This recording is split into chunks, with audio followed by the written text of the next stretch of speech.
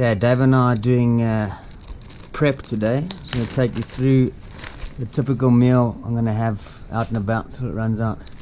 Davo's having flashbacks from basic training, so he might need some some PTSD lectures after this trip.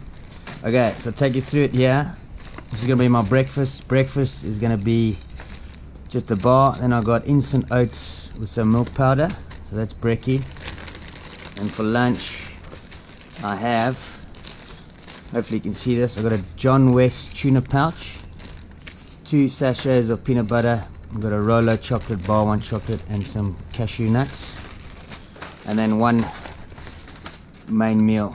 These serve 2, but I'm guessing with the calories we're going to be burning, this will definitely do the job at the end of the day. So in my burger I've got around 18 days worth of these, so when they run out